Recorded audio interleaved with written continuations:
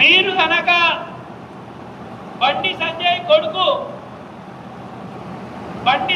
కొడుకును మీరు సిట్టు పేరు మీద కాలయాపన చేసి మీరు అరెస్ట్ చేయకపోతే మీరు పేదల పక్షపాతి కాదు,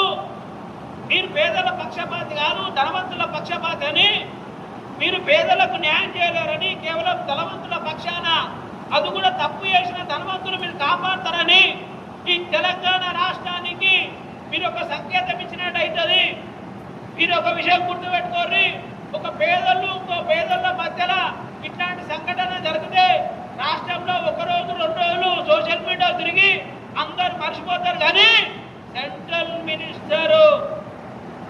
మినిస్టరు బండి సంజయ్ కుమారుడు చేసిన ఈ కేసును కనుక మీరు చేయకపోతే ఈ తెలంగాణ రాష్ట్రంలో ప్రతి గ్రామంలో ప్రతి ఇంటికి నీ వివక్షత, నువ్వు పేదల పక్షాన నిలబడవని తెలిసి రేపు రాబోయే మండల ఎన్నికలలో హైదరాబాద్ ఎన్నికలలో నువ్వు నీ పార్టీ చిత్తుగా ఓడిపోవడానికి కారణం బండి సంజయ్ గారి విషయం కూడా ఎక్స్ప్లెయిన్ చేస్తున్నాము. కాబట్టి రేవంత్ రెడ్డి గారు మీరు ఇమ్మీడియట్ గా బండి సంజయ్ కొడుకును అరెస్ట్ చేయాలి. బీఎస్పీ తెలంగాణ రాష్ట్ర డిమాండ్ అనే విషయం స్పష్టం చేస్తున్నాం.